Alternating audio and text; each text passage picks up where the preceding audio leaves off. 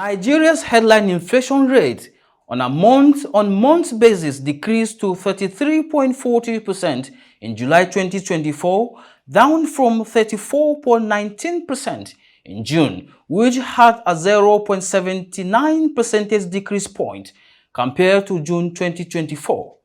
The headline inflation surged from 29.90% in January to 34.19% in June, representing an increase of 16.72%. According to the latest data released by the National Bureau of Statistics, the food inflation rate, which is our focus here today, also declined to 39.53% from 40.87%.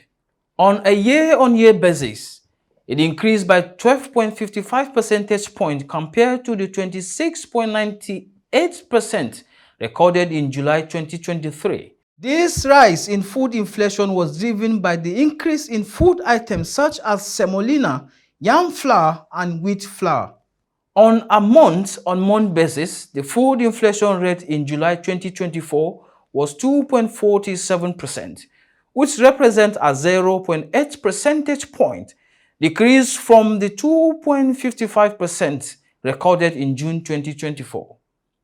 Food inflation on a year-on-year basis was highest in Sokoto at 46.26%, Jigawa 46.05%, Enugu 44.06%, while Adamawa 33.48%, Bauchi 35.10%, and Benue 36.41% recorded the lowest rise in food inflation on a year-on-year basis.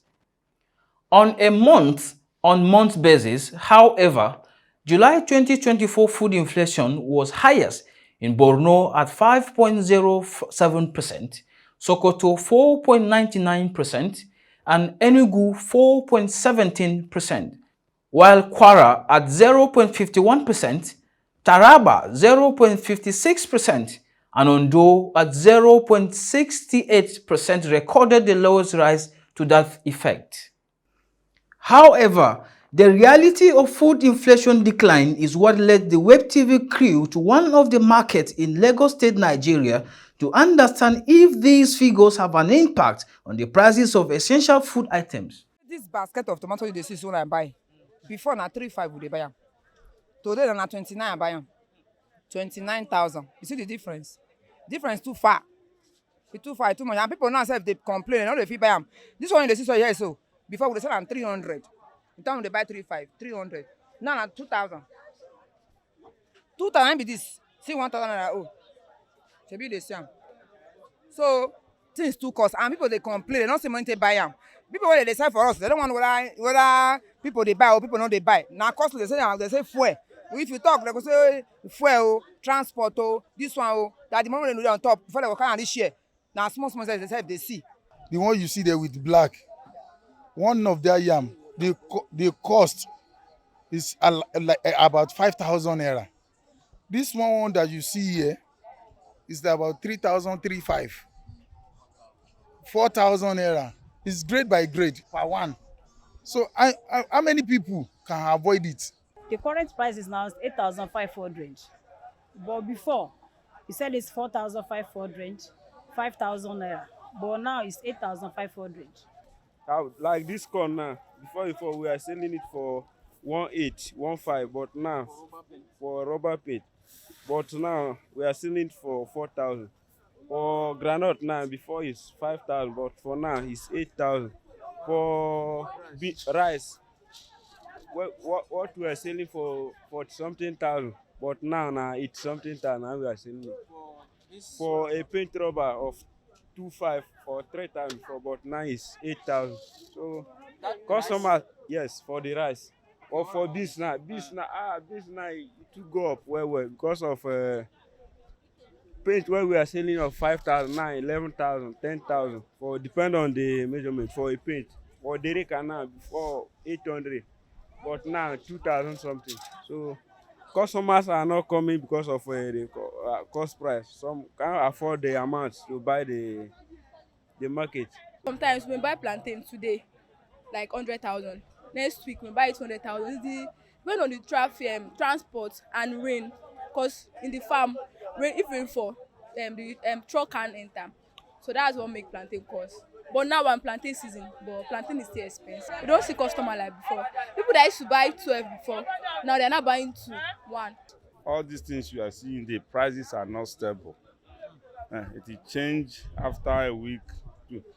Basically, this beans is new product. Normally, it's supposed to reduce money. Instead of that, the thing is increasing. It drops more. Now they have added up to 5,000 per bag. The same thing to this one is long grain rice, foreign. This long grain rice is 83 now, 83, 84 a bag. Normally, it's supposed to come down. This one is short grain rice. This one is 74 a bag, 72. The other one is local rice. Local rice is more expensive than imported rice. Ororo now, 55,000 per 25 liters. Palm oil, 35,000. 5 liters of Ororo, 6,000 naira.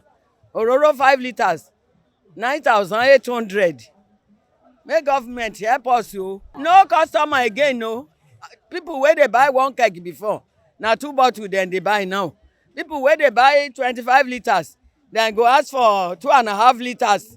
For 5,000, we are selling this one 500 and this one 200. But now everything is too cost. That is why now we buy back 13,000, 15,000, 18,000. That is why we are selling this one 1,000, this one 500. Now look at this Gino tomatoes. Before we buy it at the rate of 700 naira and we sell 750. At times we even buy for 600 and sell 650. But now you can imagine we buy at the rate of carton is 7.6, which is at the rate of 7.6 per roll. So we buy for 7.6 and we sell for 800 naira. That 7.6 is at the rate of 7.60 in a roll per roll, 7.60, and then we sell for 800 naira, just a profit of 40 naira. You can imagine how little that is. We talk of spaghetti. Now look at this spaghetti now. Now take this for instance. Previously this spaghetti was just 800 naira that we sell it. But now we sell it at the rate of 1,000 naira. From here in the market at my self market. Now tell me, what will those at home sell it? If we sell for 1,000 naira, obviously those ones at home we sell at the rate of 1,100 or 1,050 naira.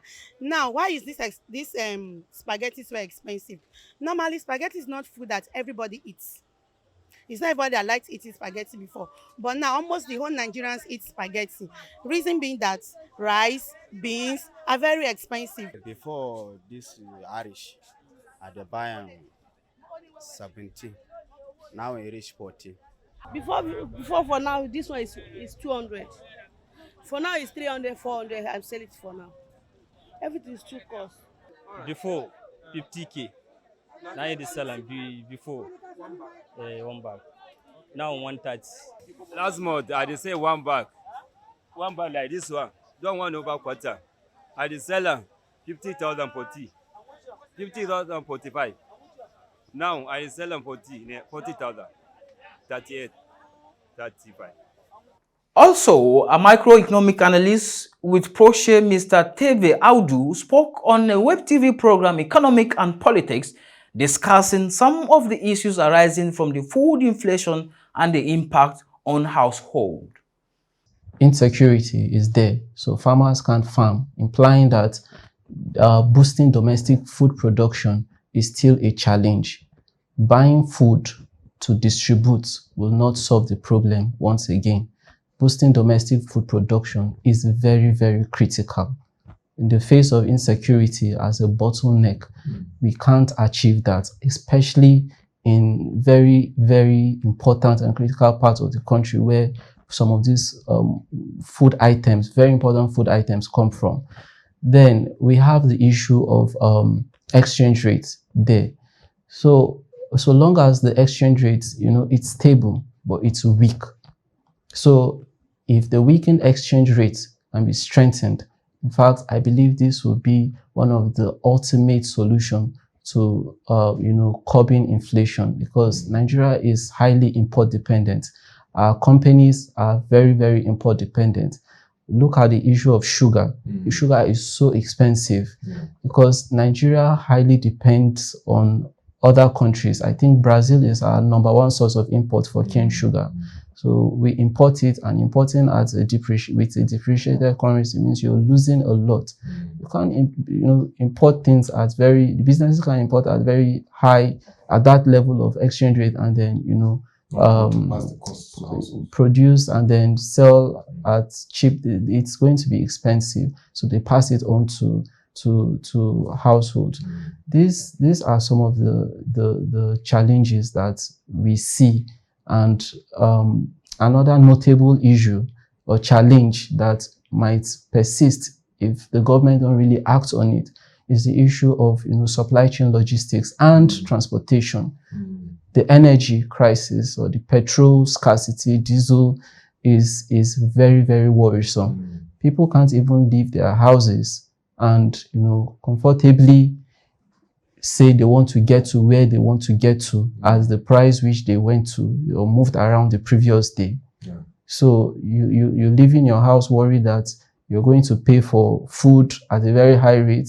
If you want to move to a place, you then discover that buses might be scarce, or the bus drivers then escalate the prices. People moving food items is also challenging. So these are some of the risks. And if these risks, are not acted upon, within this next quarter, then I think the gains we are making through this inflation, it's not going to really be something to celebrate for so long. Gabriel Jute reporting for WebTV.